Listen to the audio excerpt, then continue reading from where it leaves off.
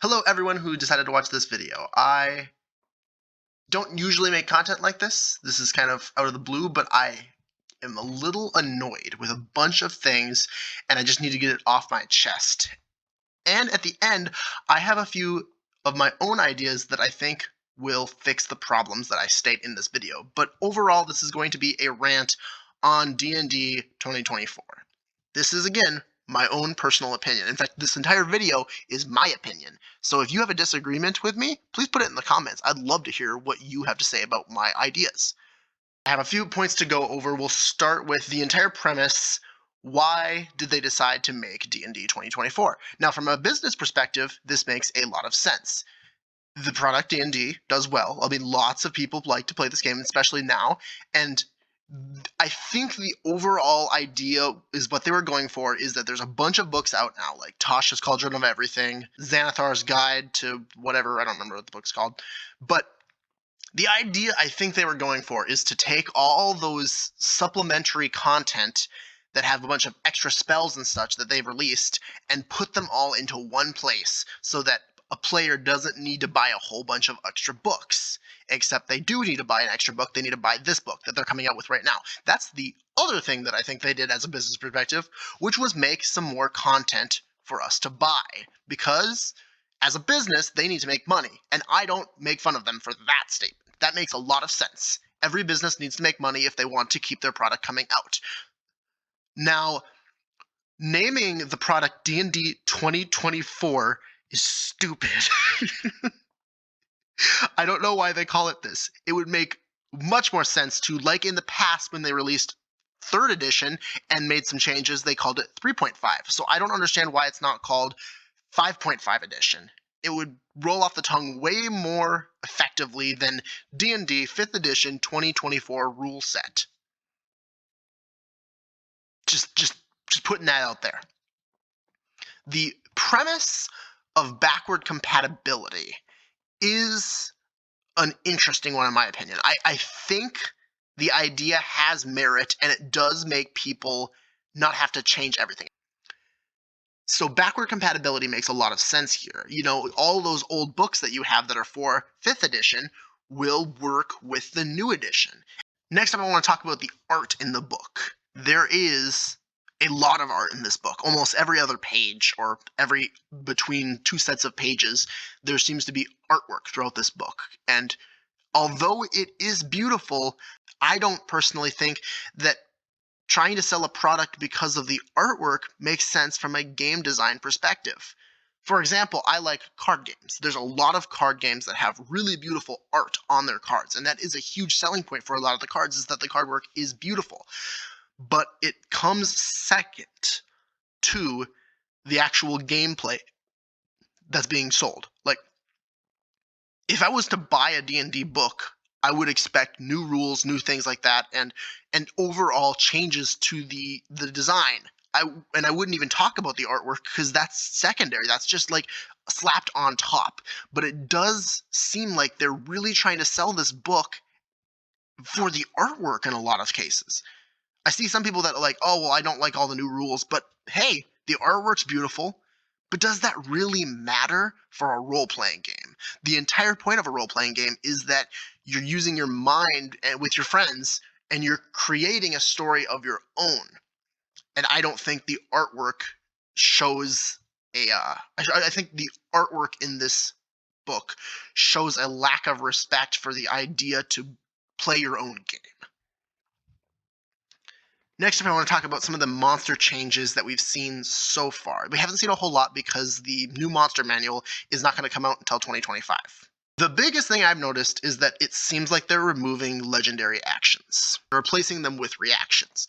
Now, this is a decent change. I think it does still allow your boss monster to interact with your players in a way that, like, it scares them because they seem to be able to do way more than any other creature that they fought before, especially if they're new, and it allows the monster to get its like action economy up in comparison to your PCs. Because obviously, if you're fighting one dragon and it's got one action on its turn, but your PCs each have one action, some of them are fighters, so they get multiple, it's just going to It's going to die very easily. But giving it reactions that allow it to take more turns basically in combat makes sense.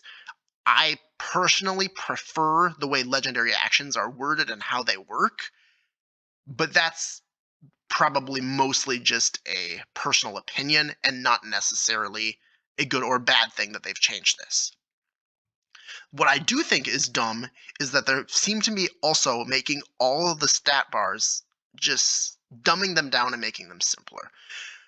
I can understand this from a new player's perspective, but as somebody who makes all the stats for all my monsters, I almost never use a pre-made stat block. I personally prefer to just make up the stats as I go for whatever creature I'm going. And I'm not saying like in mid game. I'm saying like before my game session, I usually make a bunch of customized stat blocks for whatever I'm making.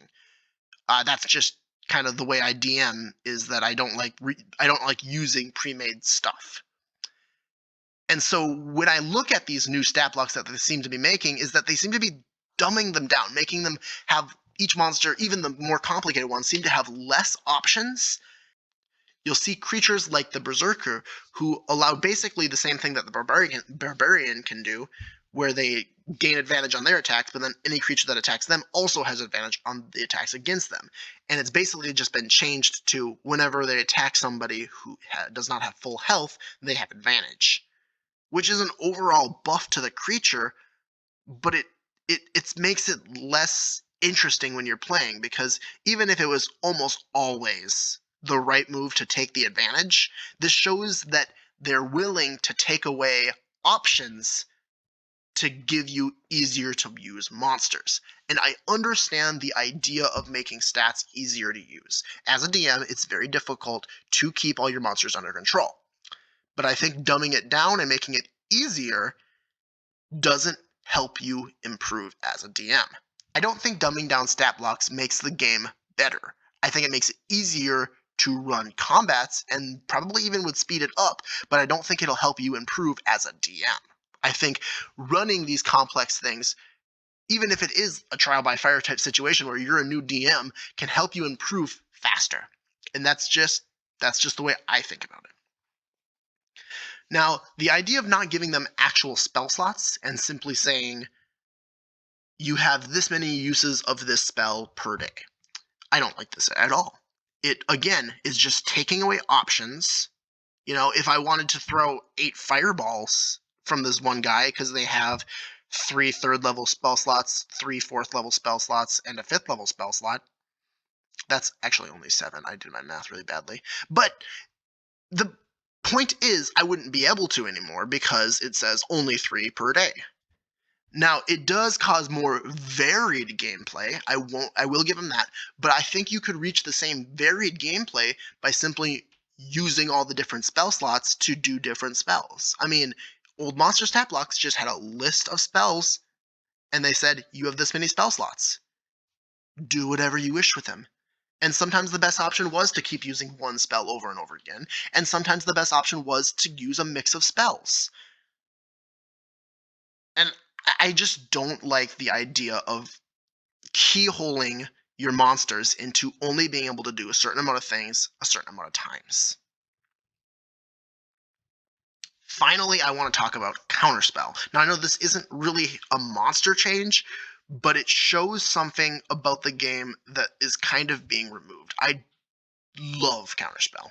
It's such a fun it's such a fun spell to cast, and it really makes your PC feel powerful when you are like, oh, I'm some powerful lich and I'm casting Our Word Kill on a PC, and their friendly wizard goes, nah, counterspell that, and I'll counterspell it at a high level so that it doesn't go off no matter what. That makes your PC feel so powerful, so good, so smart about them holding their reaction back and using it for this very moment to perfectly counter the spell. And then the Lich can no longer do that anymore. The changes that have been made to the counterspell, first of all, you have to have the spell you want to counter prepared at that time. Which means, I mean, a cleric can't counter any divine spells because there's almost no overlap between the cleric and wizard spell lists. That just feels bad in my opinion. Now, I understand from a flavor perspective that it actually does kind of make sense that a wizard would have trouble counterspelling spells that are divine in nature or primal in nature, but I still don't like it. I don't like that I have to prepare Cone of Cold if I want to stop that ice mage from casting Cone of Cold.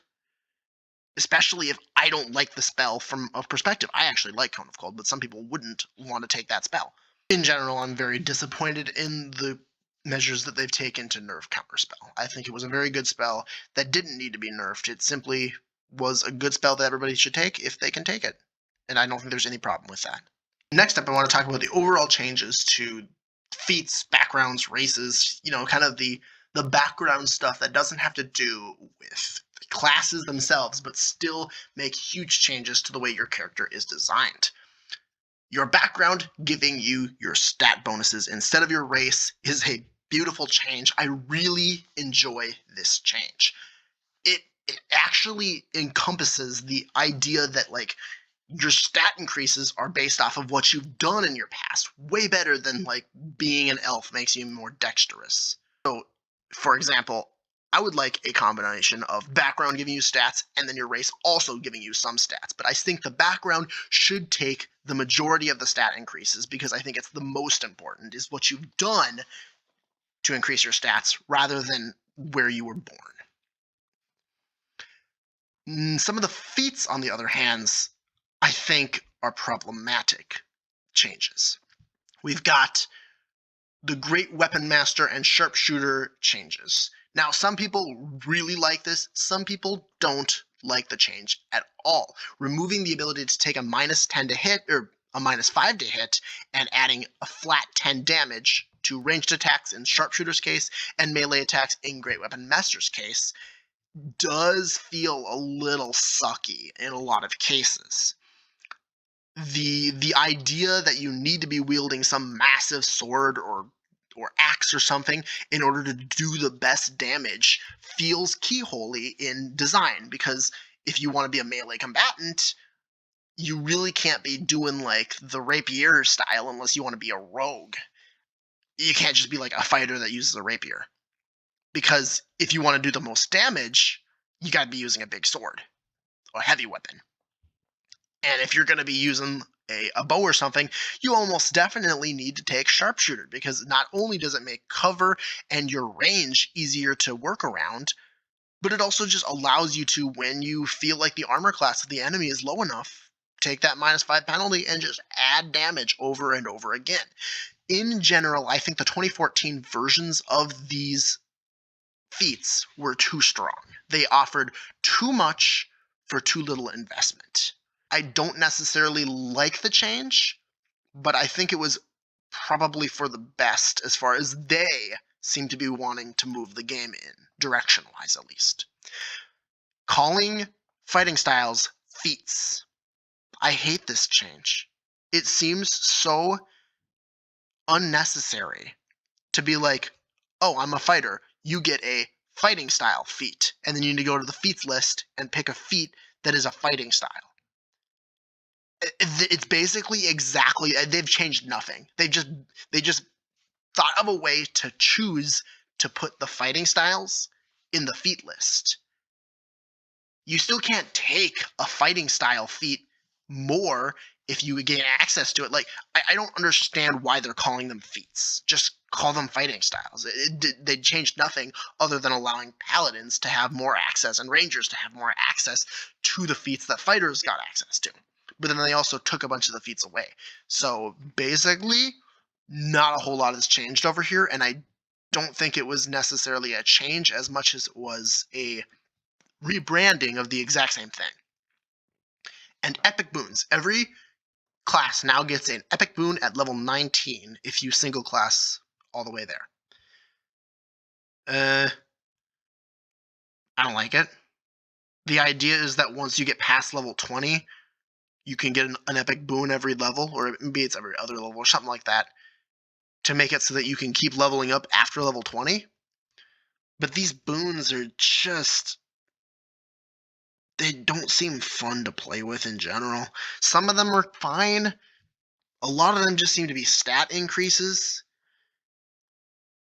which, I mean, I get stat increases are fun. I'm not trying to say that stat increases are bad. I like stat increases. But I personally don't like the epic boon system at all, and I would definitely do something different to allow PCs to go past level 20. Weapon masteries. This is a big one that I have a lot to talk about here. So, the overall idea behind weapon masteries is to make the martial caster divide shrink. And I do think they've done this. I think that the overall idea of making weapon masteries has made it so that fighters, rangers, rogues, paladins, well, paladins have spell slots too, but the idea behind trying to make them more closely resemble them each other power wise, I think this actually worked out in general. Do I like weapon masteries? No. Weapon masteries make every single martial class into a control type character. And I don't like this at all. I think if they made more weapon masteries that actually increased damage instead of increasing the ability of status effects you can apply to enemies, would make them feel a lot better. Now there are some like Nick, which gives you an extra attack, and I think it's Cleave, which allows you to attack an extra creature next to it. But Cleave kind of sucks because the amount of times you'll see enemies that are right next to each other that you can cleave through is pretty low unless you're fighting a horde of enemies. The biggest problem that I have is the idea that if you want to apply a bunch of these different conditions, you need to keep swapping out your weapon. And I think it's a cool idea to have a PC that keeps swapping their weapon. I don't think every PC should keep swapping out their weapon. PCs that constantly switch weapons don't give me the flavor that I think the majority of people playing the game are going to be going for. Most players want that character that has their unique weapon that, oh man, I started with this great axe and then later I found this great axe and then I finally got this magical great axe that's even better than all of them. And they've been sticking with this idea that their fighter or barbarian uses a great axe their entire career because that's the weapon they like using. Now, I'm not saying that some PCs won't want to change their weapon somewhat, but if you're using a great axe, you need to use the great axe weapon property. And if you get access to 8 weapon properties, it doesn't matter because your PC uses a great axe. Why do you care if you get more? What I would love to have seen is either some sort of level up system where like you can pick the great axe weapon mastery and then later you can choose to increase the ability that the great axe gives you to give it like level 2 great axe mastery or something like that. Now I'm not saying this system would have been better. I'm saying that that's what I would have preferred seeing because in my opinion, swapping weapon characters, although could be fun, most players aren't going to want to go for. And the other biggest downside is that if your DM is giving you a bunch of weapons that you don't want to use or don't have the masteries to use, you need to either sell them or just like give up on using the mastery because you're a barbarian that took weapon mastery in hammers and great axes, but you now have a longsword. And it's a magical longsword, so like you're gonna use it in comparison to your great axe, but you don't get the weapon mastery anymore. So what are you gonna multi-class fighter just to get that extra weapon mastery to put it on longsword so you can start using your weapon properly? I don't know, because the other biggest problem with this overall thing is that there is only one real good weapon mastery, at least in my opinion. If you're going for optimization, which I am a bit of an optimizer, sorry for those who hate optimizers, I like optimizing, it's one of the things I like to do. Nick is just the best weapon mastery. It gives you an extra attack. There's just almost no reason not to pick up Nick. It's the best one. Unless you're trying to do some weird combo where you knock your opponents prone or something, you should just use Nick. And guess what? If you're a Battle Master fighter, you can use your techniques to knock opponents prone while using Nick. And Nick causes you to do more attacks, which means you'll be more likely to knock your opponent prone. And Barbarians, they get the ability to add extra weapon properties alongside the one you're actually doing instead of taking their reckless attacks. So they could also knock an opponent prone while still using Nick. It's simply the best weapon mastery. And so I can't actually see myself going for any optimization plays that don't involve dual wielding. And although I think dual wielding is a very cool idea, what if I wanted to use a sword and a shield? And now a lot of people are going to say, oh, well, sword and board has never been a good thing. Why can't it? Like, the idea behind being both a defensive and aggressive person is a cool premise. And I wish that was looked into more instead of making dual wielding just the best fighting style at this point. And the final thing that I want to talk about before I go into version of D&D that I will be using is the class changes. There's quite a few things to go over here, starting with the fact that all subclasses now are given at level 3. Whew. This one's a big one. So, some people hate it, some people love it, some people don't care. And that's really telling for a change. And I don't think it's a bad change. I don't think it's a good change. The idea behind changing all the subclasses to level 3 kind of makes all the classes more consistent.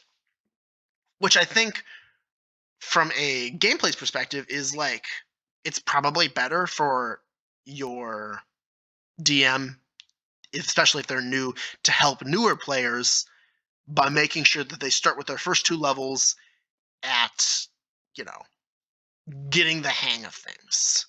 But it really enforces the idea that D&D doesn't truly start until level 3. And I just think that's sad. I like at level 1 through 3, I played through my first campaign ever that I DM'd. My player started at level 1. Now, we didn't know what we were doing, so it didn't really work out that well. But the idea behind not being able to pick your subclass until level 3 for every class kind of makes everything samey, in my opinion. And I'm not even going to go into the flavor options, because a lot of people will say, like, oh, well, I can't pick my pact until level 3. Then who's giving me these powers until level 3? Well, I don't think that's a huge issue to deal with. A lot of people, that if they're actually concerned about this problem, pick your pact at level 1, but don't get any of the abilities from it until level 3. That's a simple change. Same with clerics. I don't think it's a huge problem, because people that don't know what they're doing are going to be a little overwhelmed when they have to pick something at level 1. So I don't think this is a bad change. The thing I want to talk about is the idea of a subclass in general a good idea? Or should we lean more into the idea of things like the Warlock invocations, which simply give you a lot of options to pick from every class, and you just kind of cookie cut make your Warlock in any way you want? Imagine if we had that, but for fighters instead. Now, people that have played it probably are going to say, hey, that's how Pathfinder works. And you're right. Pathfinder characters do get a subclass, but then they also, when they're being made, get to pick from a huge list of feats that allow them to really customize the way that each one of their characters comes out. Looking at 3 champions that all have the same subclass could all be drastically different because of the feat options that you have access to. Multiclassing has just been changed a lot, and I'm very saddened by this. This is the thing that makes me the most excited about playing D&D, is multiclassing. I have never played a full class of anything. That's not to say that some people don't like monoclassing. I just think it's sad that they're making multiclassing so much weaker to access. They seem to the front load classes with much weaker options than they did before, and just the combinations between classes seem to be nerfed drastically. this is not to say that multiclassing isn't still fine. I mean, it hasn't actually been nerfed that badly, but they seem to really be pushing for the idea that you shouldn't multiclass. And I think this is a bad change because that's my favorite part about making a character. A lot of some of the new changes for classes give martial classes more skill-based features, such as fighters being able to use their second wind to affect their rolls, and barbarians being able to use rage to use strength instead of a different stat to like solve a problem. For example, you could spend a rage to be really mad and then make an acrobatics check with it. I think these are really good changes and allows martial classes to really benefit and be useful in a lot more varied situations. I think this is a very good change, and it's one of my favorite changes to the overall like martial caster divide that's been done. It really helps martial classes feel like they aren't useless in those scenarios where uh the bard just casts friends instead. Also, friends is a better spell now, but that's beside the point.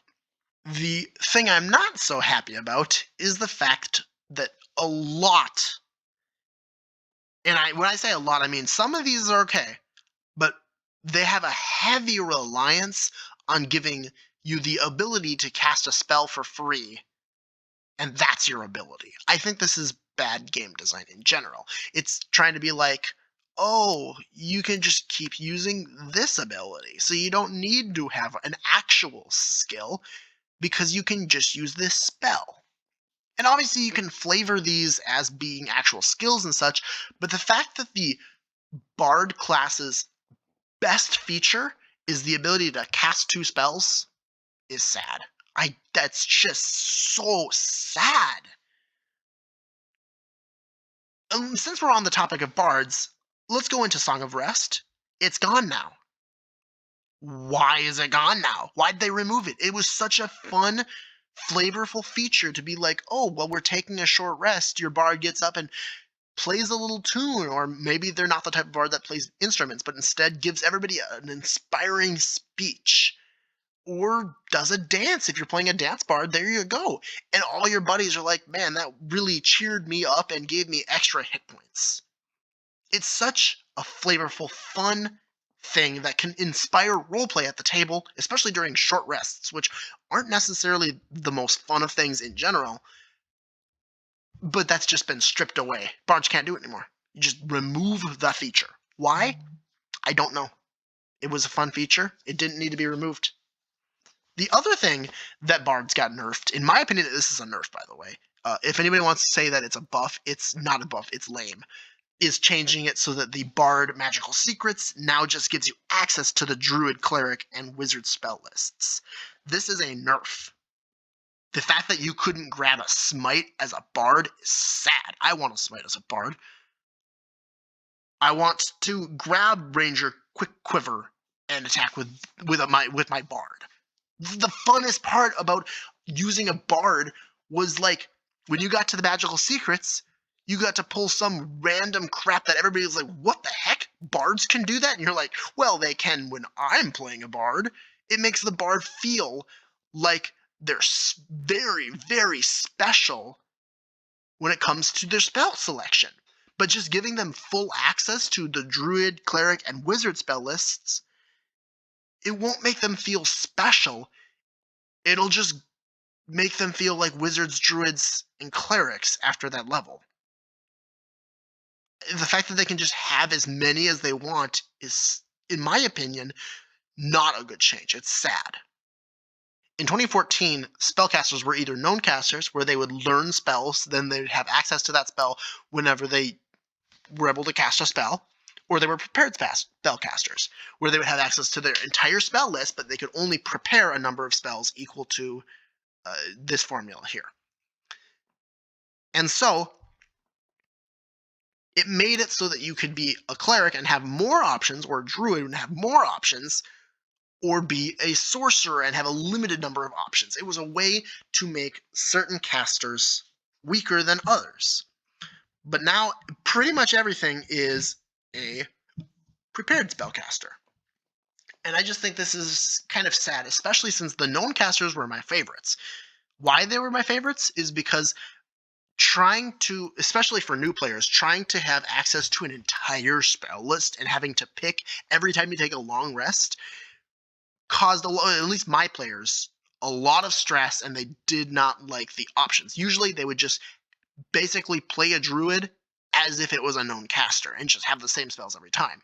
But if you are trying out the game and you're trying to get the hang of things, I think it's good that some classes are a bit easier than others. For example, if I was trying to have somebody that wanted to be an arcane caster, I would have them either start as a bard or a sorcerer because it's a known caster, easier to learn than a wizard or artificer. And so that would be how I would explain the system to them. Start with something easier and then get into the harder one afterwards. But now, since everything's prepared, there is no easy option. And I think this is bad, in my opinion. Ranger was never a very good class, honestly. After Tasha's, it became much better if you used those rules. And basically, 2024 D&D has said, well, it was good in Tasha's, so we won't change anything. Except we'll take away all this stuff and give them Hunter's Mark. Which, again, is just giving a class a spell that they can use. They basically took away all the fun tracking elements of a ranger and said, well, you got spells for them. So you just use all your spell slots for that. But if you use all your spell slots for that, how are you going to do anything in combat? Oh, we'll use Hunter's Mark. You get that for free. Hunter's Mark is not fun to use. It doesn't give the ranger the feeling of anything fun. It takes away their concentration, so they can't use any of their fun spells because they got to be concentrating on Hunter's Mark. And if you don't use Hunter's Mark, well, there goes like half of your class features, which are all made to buff Hunter's Mark. And the buffs aren't good. The final Ranger class feature gives you extra damage. It turns your D6 into a D8. Oh my gosh, 1 extra damage on average every attack. That is the lamest upgrade for a class I've ever seen. Paladin Smite. How the Paladin has fallen from greatness. It was such a fun premise to Smite. And you're just not going to see it anymore. Who wants to Smite? It's sad how crappy this ability has become. Now, was it too strong? I don't personally think it was too strong. Paladins in general had too many options, which is why the Paladin was one of the strongest classes, if not the strongest class. But was it all Smite's problem? No, it was definitely not, and I don't think they should have changed Smite at all. I think making it so that you can no longer multi-class Paladin with Barbarian to give Barbarian the ability to Smite is sad. It's sad, it's sad, it's sad. The ability to not multi-class Paladin with Wizards and such to get their spell slots way higher so that you can, drop 3 level 5 Smites in one turn is sad.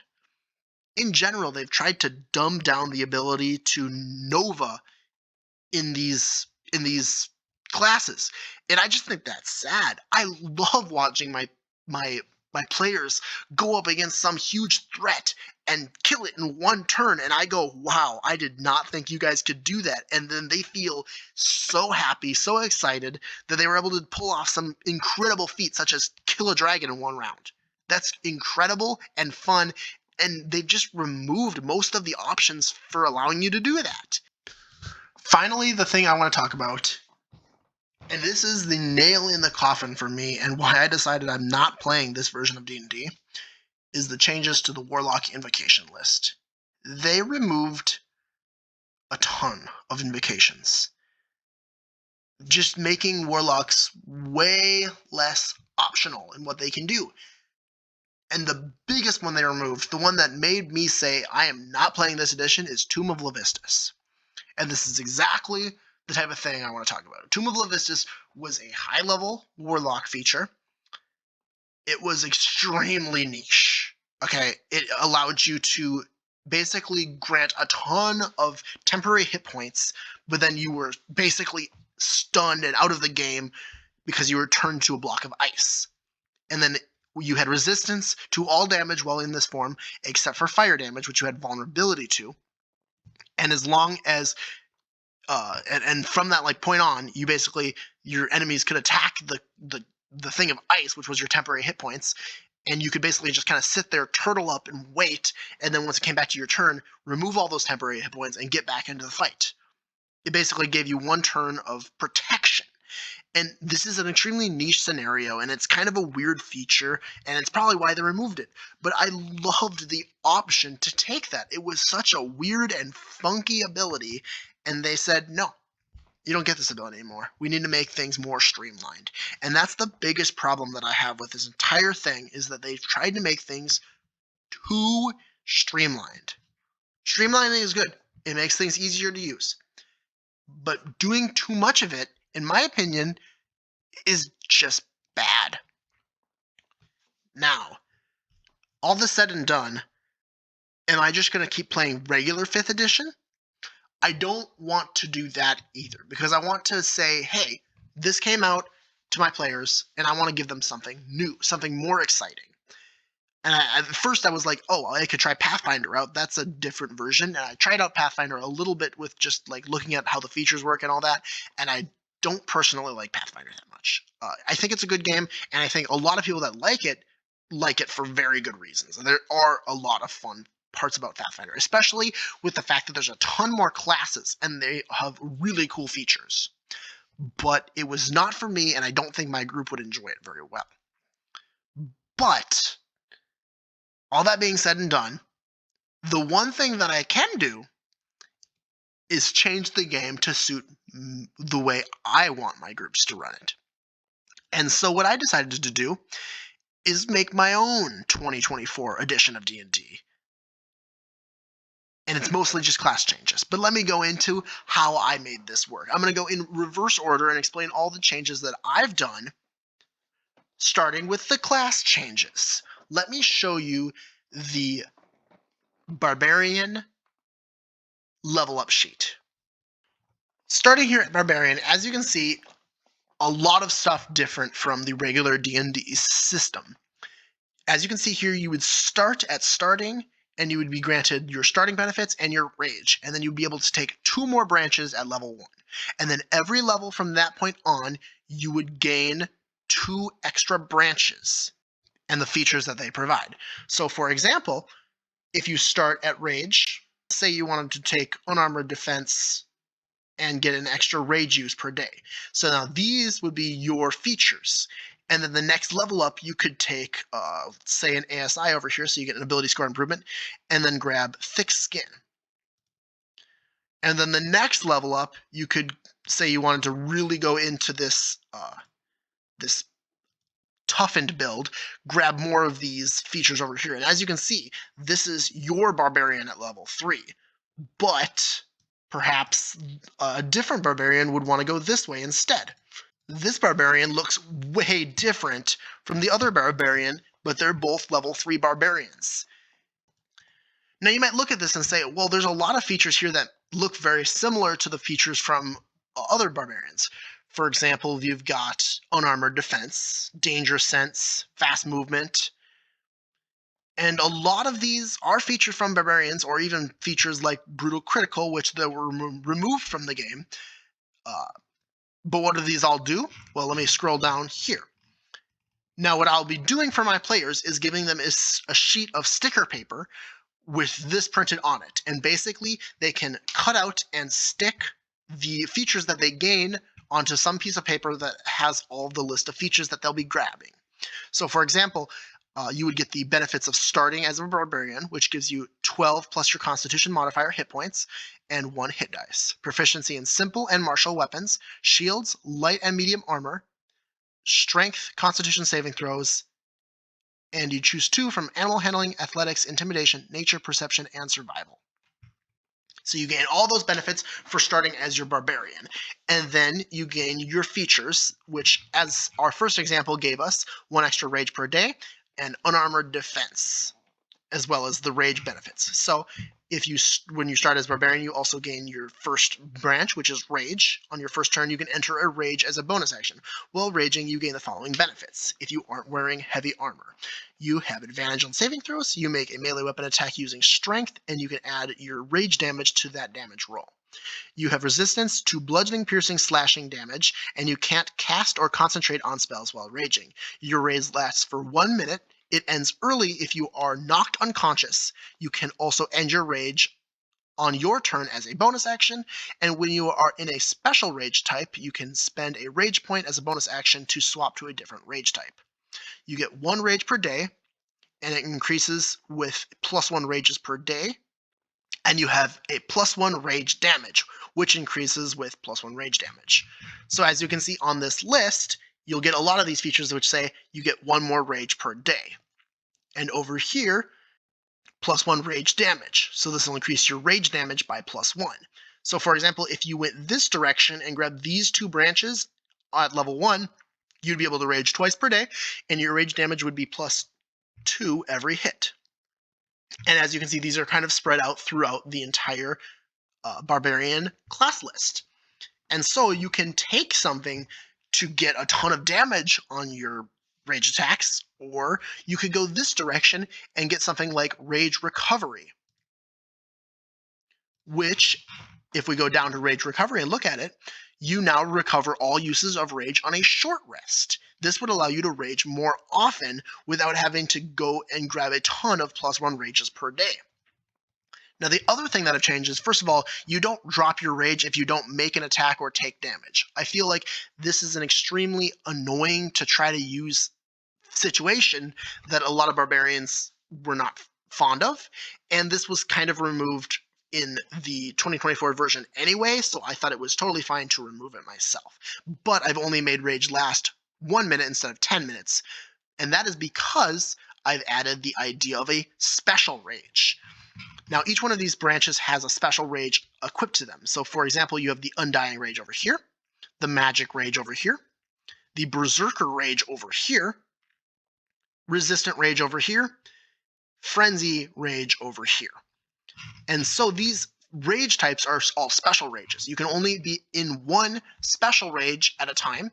So, for example, if you are in the Berserker Rage, you can go into a Berserker Rage when you rage. You can only use one special rage type at a time. And when in this rage, at the start of your turn, you may declare a number of rage uses you would like to expend to increase the 2-hit and damage numbers of all attacks you make in that round by 3 per rage spent. So for example, if you had 3 rage uses that you wanted to dump all into this round, you would increase your 2-hit chance and your damage on all your attacks by 9 that turn.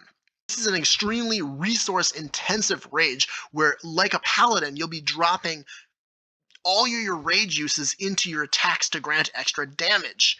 But when you're all done, you've got Rage Recovery to recover a lot of those uses. And that's why Rage Recovery is also on the same path that gets you to Berserker Rage. But in order to get to Berserker Rage, you'd only have 2 rages per day and Berserker Rage if you did this. So you'd only really get a +3 to damage on one of your rounds during this time. You also wouldn't have Rage Recovery until perhaps level 4, where you then took 2 branches to grab this. And so you can take these extremely gunning strategies where you try to get your really strong feature right away, but because of the way that the class is laid out, you're never going to be given too much too fast. Now, for example, a better way of spreading out your resources would perhaps be to try to get to extra attack, Berserker Rage, and then also grab Rage Recovery as soon as possible. Perhaps even going this direction and grabbing another +1 rage per day also. Now, a commitment like this would not be online until level 7, which gives you extra attack and the ability to rage up to 4 times per day, recovering in them all on a short rest, which means you could do that massive attack round where you drop 3 rage uses and attack for +9 on attacks and damage, but then you'd be completely spent. And this was the premise that I wanted to go for when I was doing these classes, was give them the option to really customize your barbarian however you want, giving them a ton of different options, but also making it so that you needed to pick and choose what you're doing with your barbarian to get the most out of it without stringing yourself too thin. Now, things like resistant rage is the rage where you can gain resistance to extra damage types. So when you pick up resistant rage, you select one extra branch from this branch. More can be taken later as normal. You have resistance to the damage type taken while raging in addition to your normal rage resistance. So for example, once you take resistant rage, you can take one more branch from here. So you gain resistance to necrotic damage. Then you could next level grab cold and fire, acid and radiant, poison, and then grab another branch somewhere else. The idea behind this is that you can get the feeling of the bear totem barbarian without it being overpowered. You still don't have resistance to psychic damage. That's not on this list. But in order to go into this resistant rage, you can't go into a berserker rage or a magic rage. Now you may be wondering what a magic rage is. Well, this is one of the other things that I really wanted to see in barbarians going forward, is in a way to finally use spellcasting as a barbarian. So if you go into a magic rage, you can go into a magic rage when you rage, and you can only use one special rage type at a time. When in this rage, you are not hindered from casting spells while raging. You still cannot concentrate on spells unless you have the angry concentration. Now, angry concentration, as you can see, is down here, which means in order to grab the magic rage, you actually need to take angry concentration, but you can take angry concentration without grabbing magic rage, which means that if you have spell slots, you could cast, say, Hunter's Mark. That's not a very good spell, but a good example. You could cast Hunter's Mark, concentrate on Hunter's Mark with angry concentration, and then go into a berserker rage, so you get the extra damage on top without having to worry about losing concentration because you have angry concentration. The other rage types are the frenzy rage, which is very similar to the berserker barbarian. It's called the frenzy rage in that version too. The undying rage, which is very similar to the zealot barbarian in the fact that they have a much more difficult time being killed. Now, I have made a branching level up sheet for every single one of the classes, just like this barbarian. As you can see, fighter, rogue, cleric, monk, and I've tried to turn all of these into really effective and still very varied in what they can do classes. Now, there was a few things I had to do. For example, the paladin class, in my opinion, simply granted too much with what it was given.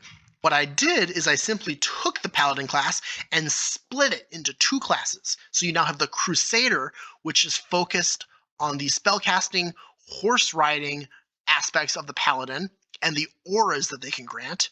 And then the actual paladin is fully focused on lay on hands and smite. And this allows smite to be overwhelming power force that it was in the past without being overpowered. And especially given the way that I have effectively done the same with warlocks. Warlocks now are split into the warlock and the witch classes. Now, because warlocks had too many invocations to truly fit, I have not put every single invocation on this list, but I've given you more than the 2024 rules have given you, and Tomb of Levistus is back. And as you can see, these classes grant you so many different things that you can really customize what you've got. You've also may be noticing I'm throwing some of these in the background as I'm talking. There is new classes that I've added. A lot of these are based off of classes I've seen from Pathfinder, but there's also quite a few that I've made myself and I've made up the features for. And if anybody wants to see more of these, I could easily make a list, or not necessarily a list, but a video series where I went through these in detail. But that's only if you guys actually find this interesting. If nobody really finds this very interesting, I'll just end it with this video. The biggest feature that I'm going to be adding, and the biggest one that I want to talk about, is how subclassing and multiclassing works in this style of classes. Now, as you can see, the barbarian has plenty of room to get to level 20, especially since you take 2 branches per level up, but you start with 3. the barbarian has plenty of branches available to get all the way to level 20 as a barbarian. In fact, you can go past level 20 with just the barbarian trees. But a lot of the features are not going to be very helpful. For example, if you picked up Frenzy Range and Berserker Rage on your Barbarian, you can only go into one of them at a time. Now, there are options, and having a bunch of different rages you could go into as your Barbarian might be fun. And there's nothing wrong with that. If you want to play a Barbarian that like sometimes is a Berserker, sometimes is a Frenzy, sometimes is Undying, sometimes is Resistant, those are all great options. And the fact that you can take those options makes the Barbarian really fun. But if all you're looking for is that resistant rage, and then after you get to that feature, you want other stuff, multi-classing is always available. So if you're a Barbarian who uses a D12 hit dice, and their major stat is strength, this means that as a Barbarian, the most important stat for you to be leveling up is going to be strength. It doesn't mean anything else. This is simply written down so that you know what's the most important stat for your barbarian. When you multi-class, simply pick a different class. So let's check fighter here and start taking levels in it. So for example, let's say I've taken 3 levels in Barbarian, and in my 4th level, I'm like, oh, I want to start taking levels in Fighter. I would then grab 2 branches in Fighter. You don't get 3. You only get 3 branches when you take your first class. You also do not gain the starting benefits of Fighter. You only grab the second one, which is Second Wind. So for example, at level 4, you could be a Barbarian 3, with a total of 7 branches in Barbarian, and then take 2 branches in Fighter for your 4th level. So we would grab Second Wind and then Action Surge. So let's breed Second Wind here. On your turn, you can use your bonus action to regain hit points equal to 1d10 plus half your branches in Fighter. Once you use this feature, you must finish a long or short rest before you can use it again. And now you'll notice the wording is slightly different from the 2014 version. And that's basically just to say that Second Wind had to be changed slightly because of the branch system. Instead of referring to your level for things, you now refer to branches. So for example, right now in Fighter, I have 2 branches.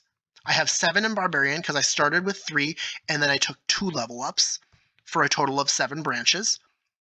But in Fighter, I only have 2 branches, which means when I roll that d10, I would add +1 to it for half of my branches in Fighter. Now the other thing, Action Surge is the other ability we gained this level. On your turn, you can take 1 additional action. Once you use this feature, you must finish a short or long rest before you can use it again. Now notably, this allows you to cast multiple spells. I didn't talk about it in the part where I was ranting about D&D 2024, but they made it so you can't do this normally. My edition is very much based in 5th edition, and so casting multiple spells per turn is fine as long as one of them isn't a bonus action. So Action Surge works for spellcasters, which is great because you can take a 1-level dip into Fighter to grab Action Surge as a caster. The other things, of course, you can grab for Fighter would be to go this direction in the center, which is kind of like the fighting style path to gain a bunch of fighting styles. Obviously, going all the way through it to grant you extra attack. This is, of course, a feature that a lot of different classes will be granted, which allows you to take 2 attacks when you take the attack action. But the other thing that's important about fighters is that if you keep going down this path, you can get all the way to +1 attack. This is another feature that a few different classes will have, but fighters grant it to you the soonest. Basically, the premise behind this is that you get to make 1 additional attack whenever you take the attack action. It's different from extra attack, and as such can be stacked with extra attack. And so when you take the attack action, you take your extra attack, and then you get +1 attacks for a total of 3 attacks. And this can be granted to you faster than the normal fighter class grants it to you. But if you do that, you won't be able to get some of these other features which are really important. Let me quickly talk about another few things that are kind of important to this feature and how it functions. Notably, you see that there are plenty of branches that say ASI. This is when you get an ability score improvement. You get more of these than in the base game. And as such, the way that I'm making character creation will grant you lower average stats than normal. The other thing that I've put on this is feats. As you can see, you can no longer take a feat instead of an ASI. You simply take a feat when you get the feat branch that gives you a feat. I've also made a whole lot more feats than are given in the 2024 rulebook, and a lot more of them are interesting, and I'll go into explaining how feats work later. But for now, let me also go over one more thing that is in here, +1 Pro. This is a proficiency bonus increase. No longer will your proficiency bonus be tied to what level you are. So for example, if you wanted to get a really high proficiency bonus, you might want to play a character like a rogue, which gives you a whole lot more proficiency bonus increases and sooner than other classes. They also give you the +1 Max Pro boost, which allows you to take your maximum proficiency bonus from +6 to +7. It doesn't actually grant you a +1 to your proficiency bonus, but it grants you an increase to your maximum proficiency bonus. And you'll see a few classes will have this, such as the Wizard, the Rogue, and a few others, which I can't think of off the top of my head right now. Talking about feats, quick detour. As you can see, the way that the feats work is you'll see these feats which have a 1, a 2, a 3, sometimes they just have 1, 2, and some of them just have 1. The basic premise behind them is that you can take a feat multiple times to grant better versions of that feat to yourself. This is very similar to how I was explaining how I wish weapon masteries would work, but I basically just used it for feats. So for example, if you wanted to take the proficient feat, you'd get a +1 to your proficiency bonus. And if you wanted to take that feat again, you'd get another +1 to your proficiency bonus. And if you took it a third time, your maximum proficiency bonus would be increased by +1 as well. I've brought us down to the wizard class because I want to explain how spellcasting works in this game. So instead of being granted spell slots specifically on these branches, you are given what's called a +2 caster or a +1 caster. Sometimes even +3 casters. As you can see, wizards actually get a lot of +3 casters because out of all of the spellcaster classes, the wizard has the fastest and highest caster level ever. So basically you can think of caster level as a separate stat to keep track of. And down here, you can see that it has a bunch of spell slot baubles that you can mark in some way to show if you have or have not used that spell slot yet. And up at the top, you have blank ones for if you're a warlock or something similar that given special spell slots that aren't used in the traditional way. But your caster level determines how many and what spell slots you have available. So if you're a level 2 caster right here, you'll have 3 first level spell slots. Once you make it to 3rd level caster, you'll have 3 first level and 1 second level. Now, most of the time you'll be given caster levels in groups of 2. For example, as you see, the wizard spell starts with a +2 caster over here, if you go this direction at the very least. Now, the last thing I want to talk about before I move into the other things that I've changed is subclasses.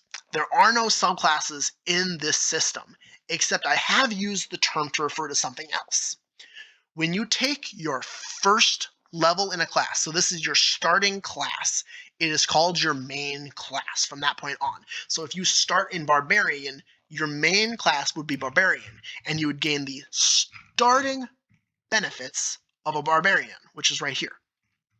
The other thing that you'll gain is when you start in a class, your spellcasting stat is locked in for whatever that is. So, for example, if you lock in Barbarian as your main class, Constitution will be your spell stat for the rest of your play experience, no matter how many levels you take in any other classes.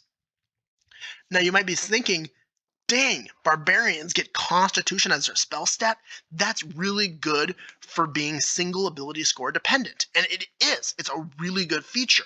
The biggest problem and drawback to this is that having a huge Constitution spell stat means that you're going to want to take classes that also use Constitution as their spell stat bonus or their main class feature, because most wizard and artificer features use intelligence as their main stat, their spell stat. It's the one that they rely on for a lot of their abilities. And so having a high intelligence is still important if you want to be a wizard, even if your spell stat is Constitution because you started barbarian. Now, the other thing that's important is if you want to play, for example, a druid or a cleric, wisdom is going to be really important stat for you. Even if you started barbarian to get Constitution as your spell stat, you still want a decent wisdom score because a lot of features are going to be better if you have a high wisdom score. And this is how I've gone about trying to balance the idea of having a spell stat that gets chosen at level 1. The biggest point that I wanted to try and make here is that multi-classing two different spellcasters, for example, if you wanted to play in a wizard and a druid together, you can. And whichever one is your main class, that's your spellcasting stat, no matter what multi-classing you do. So you can be a wizard 3, like take 3 levels of wizard for a total of 7 branches in wizard, and then go 10 levels in druid for 20 branches. But you're still using intelligence as your spellcasting modifier if you took wizard as your main class. The other thing that I need to bring up now is when you start and take your main class, your first level in any class will always grant you 3 branches. But you can split those branches up amongst up to 3 classes. So for example, if I took Barbarian as my main class and got the starting benefits and Rage, but then I wanted to take 2 subclasses, for example, Fighter and Rogue, now I have my first level as a Barbarian main class with Fighter and Rogue as my subclasses. Now this is very important because it's very different from multi-classing. Basically now, from now on, whenever I gain a level, instead of taking 2 branches in any class, for example, if I wanted to take 2 levels in Rogue, I could do that. It's one of my subclasses, I can do that. Or if I wanted to take 2 levels in Fighter, I could also do that. Or I could take 2 branches in Barbarian.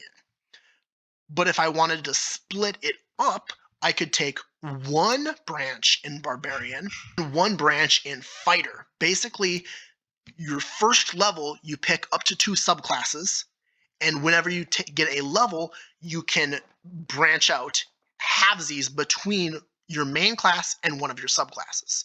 You cannot do this between both your subclasses. So for example, I could not take a branch in Fighter and a branch in Rogue when I level up. I would have to take 1 branch in Barbarian and then 1 branch in one of my subclasses. The biggest benefit to this is whenever you level up, you get 2 branches. And then you also roll hit dice based off of the class you're taking. So for example, if I'm taking a level of Barbarian, I would roll a d12 hit dice.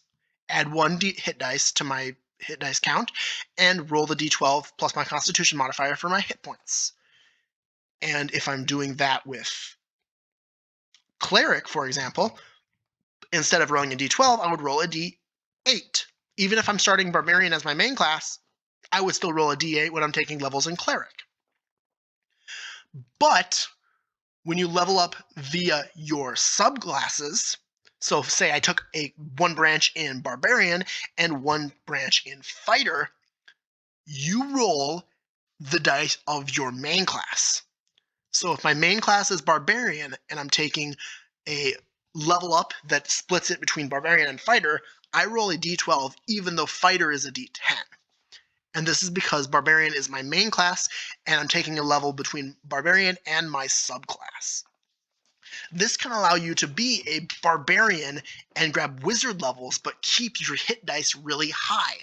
The exchange is that you're going to level up a lot slower in the class, granting you spell slots. So for example, if I take Barbarian and Wizard, and I try to go to Magic Rage, instead of taking me 1, 2, 3 levels to get to Magic Rage, it's going to take me 1, 2, 3, 4, 5, 6, 7 levels to get to Magic Rage, which is a huge difference.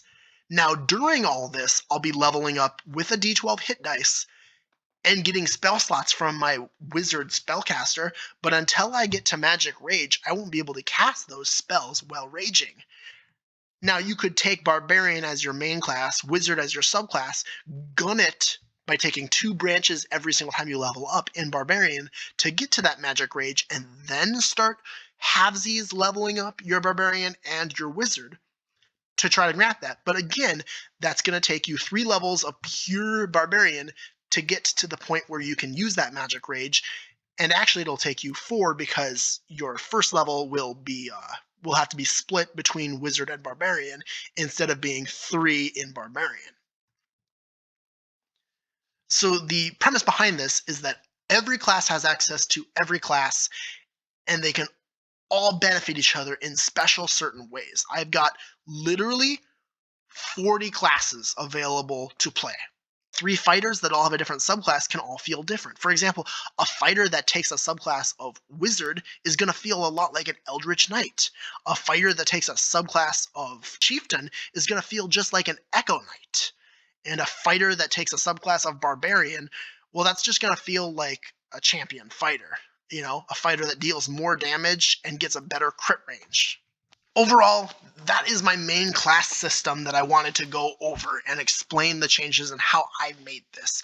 I think it is a much more efficient, much freer, and funner system than D&D 2024.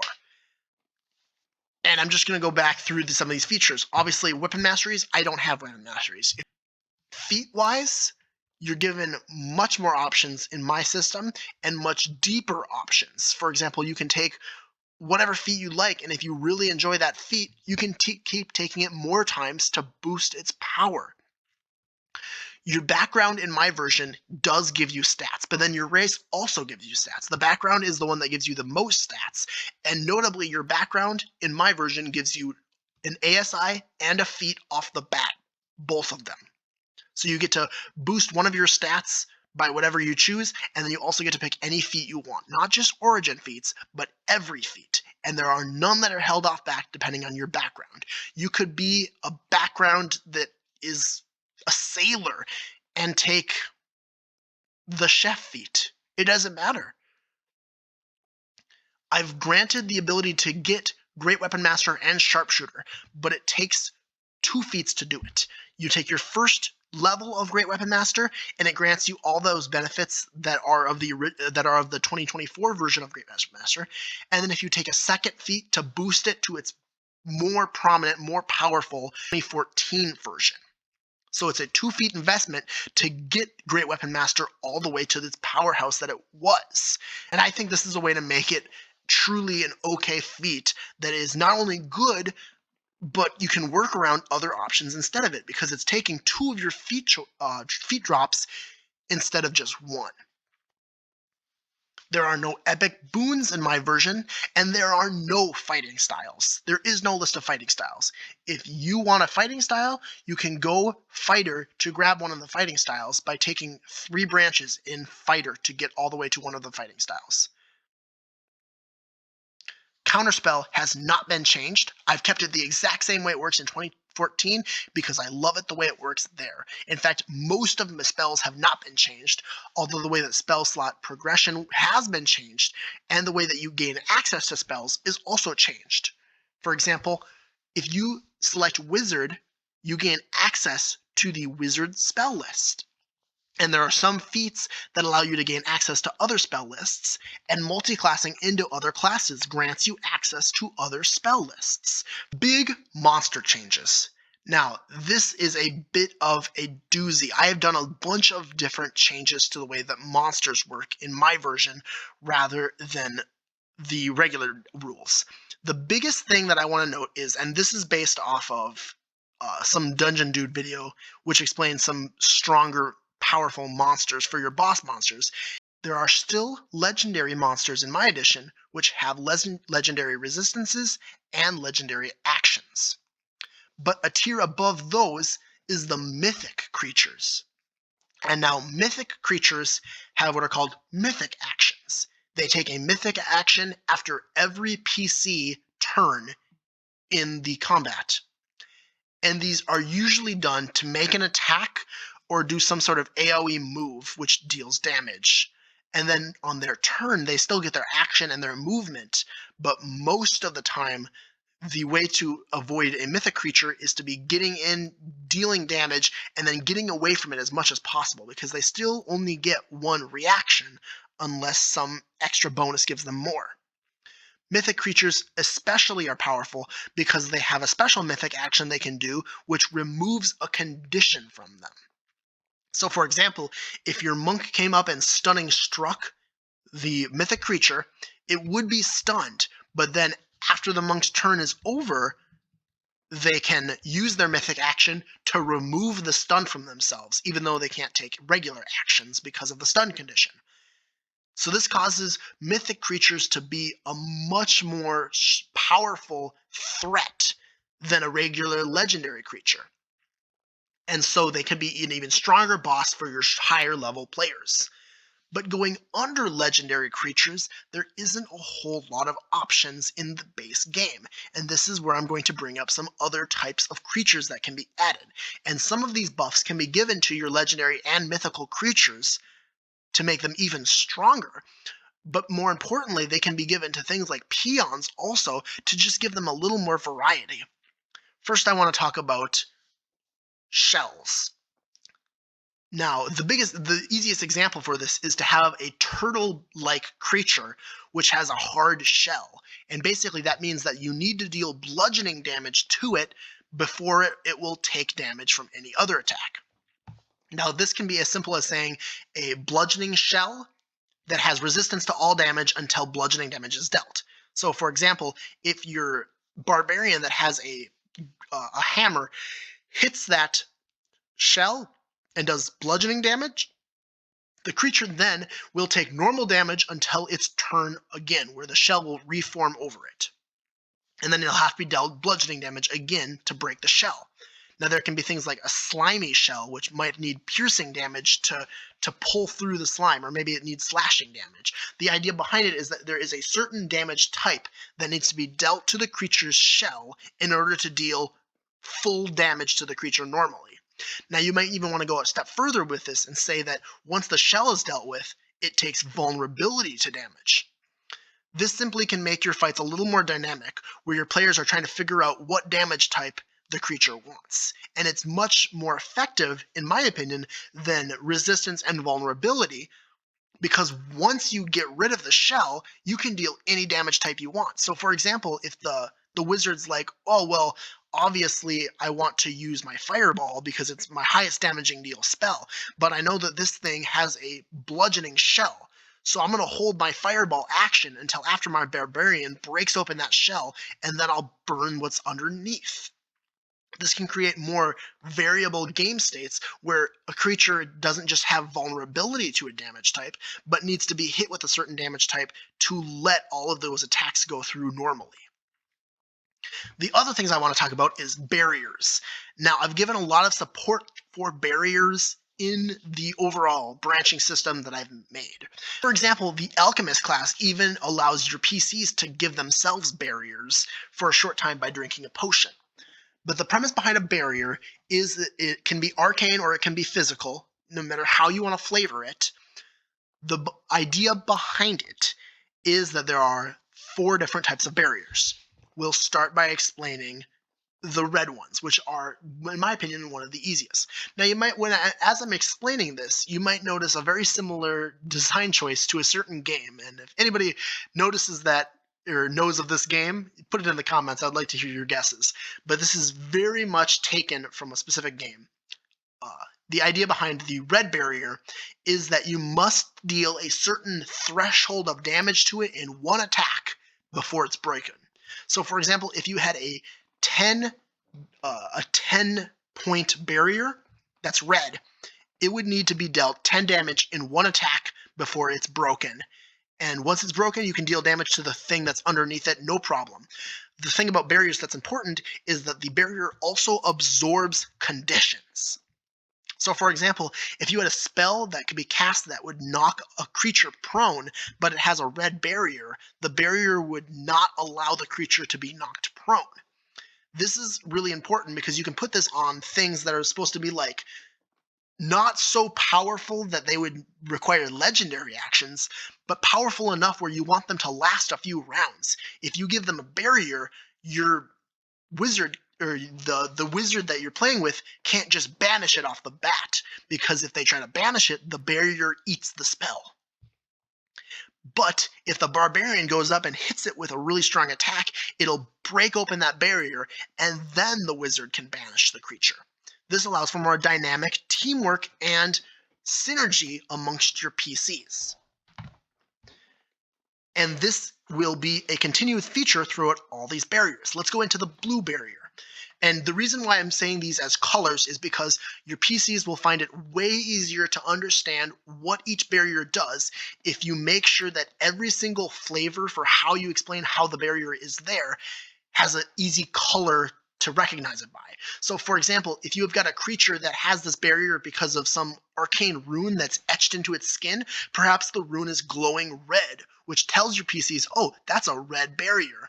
Or perhaps they're fighting some sort of massive golem that's made of rock, but the rock around it is covered in this red mist, which is telling them, oh, that's a red barrier. We have to break that red barrier. And then after they break it, that rune might turn off. It stops glowing red. It just turns off. Or perhaps after they break through the skin of this golem, the red mist stops emitting from it because the barrier is gone. And this shows that they can hit it normally and hit it with conditions just like regular. But back to the blue barrier. The blue barrier is slightly different from the red barrier in the fact that it has an amount of health that needs to be destroyed in order to break the barrier. But unlike the red barrier, it takes this health just like a normal creature. So if it had a 10 health blue barrier and you dealt 2 instances of 5 damage, it would then break the blue barrier. But a creature that has a blue barrier can, on their turn, spend their bonus action to bring that blue barrier back into existence. And if they do this, it removes any conditions that they're afflicted with in the process. So, for example, if this is on some sort of boss dragon or something, your PCs break through the barrier and then they deal a bunch of damage to it and maybe even stun it or something. If it's stunned, it actually can't use its bonus action, but let's give a different effect, such as knocking it prone. Anyway, but then on its turn, it can use its bonus action to reinforce its blue barrier back into existence, and that allows it to get up and remove any spell effects that it's afflicted with, such as being poisoned or something like that. And then the PCs would have to break through the blue barrier again. This is a way to pad out your boss's health without making it so that it seems unbeatable. And this is why I would not recommend using really, really high red barriers, but instead using decently high blue barriers, because it allows your PCs to want to take out the creatures as soon and focus fire right after that blue barrier is broken. Moving into a green barrier. Now this one I would recommend never giving very much health to, because it might cause your PCs to be annoyed with. Use this one the most sparingly in comparison to all the others. The green barrier basically has a number of health, just like all the other barriers, and it stops conditions from going through, just like all the other ones. But when you hit a green barrier, the most damage it can ever take from any instance of damage is 1. So if you had 8 magic missiles coming at the green barrier, they would all deal 1 damage for a total of 8 damage. But if your paladin drops a smite into their slash and does 40 damage in 1 hit, it would still only deal 1 damage. And so a bunch of small attacks are the best way to take out a green barrier, whereas a red barrier, you want 1 big hit to take it out. And that's the difference between the two. And so ganging up with things like people or classes like monks, which can take a bunch of attacks in a turn, are the best at dealing with green barriers. But classes like paladins, which can drop a ton of damage into 1 hit, are better at taking out red barriers. Blue barriers are between the two. It doesn't matter how much attacks or how few attacks you have, as long as you're dealing damage, blue barriers will go down. Now, the biggest thing to keep in mind about green barriers, and this is something that is also important, if you critically hit on an attack against a green barrier, you'd ignore this resistance. The green barrier is most likely going to be destroyed in one hit if you make a critical attack, because it ignores the resistance to go down to 1 damage every time and instead deals full damage. If you're a character like a paladin or a rogue that doesn't have a way to deal a bunch of extra attacks, you still have the option to just hope for a crit to break through that green barrier in one attack instead of having to let your monk deal with it. The last barrier I want to talk about, and this is the most complicated one, and that I would save for boss monsters that are weaker than legendary creatures, or even giving them to your legendary or mythical boss monsters for some more dynamic fights. The yellow barrier. Now, what the yellow barrier does is basically at the beginning of combat, or perhaps before combat, depending on how you want to flavor your monster, it brings out this yellow barrier, and it creates a number of orbs that is whatever number. It doesn't matter. The point is, these orbs will then scatter around the battlefield, and they all have 1, 10, 20 health, some number of health that you are willing to keep track of. And then whenever your PCs attack the yellow barrier, it does no damage and you can't afflict the monster with conditions. But if you break all of the yellow orbs, the barrier is destroyed.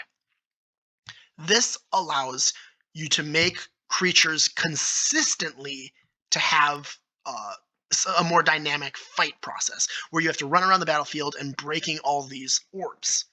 Now, this is something that you don't necessarily need to use barriers to accomplish. There's lots of ways in which you can put out levers or ritualists or something that are protecting your boss monster.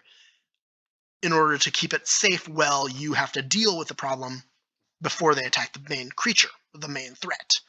But this is just a way to have that gameplay experience, but in barriers. And so those are the 4 types of barriers that I've made for monsters. Of course, there's also the shells, and then there's the mythic monsters. And all of these things, I think, give enough options and enough dynamicity. Is dynamicity a word? I have no idea if that's a word. All of these features combined together and varied throughout your play experience can cause your players to have a more interesting, more dynamic, more fun experience fighting monsters, and it does not dumb down the stat blocks and try to make you fight in a very strict way. Finally, I want to go back to the premise. The premise for why I've done this is, again, because I don't like the D&D 2024 rule set. I think it's restrictive, and I think that it dumbs down a lot of the features in ways that I don't find fun. It doesn't allow flavor to take the number one priority, which is what I think D&D needs to do. Flavor needs to be the most important part of the game, and you need to be able to flavor your character however you want, no matter what background you take, no matter what class you're taking.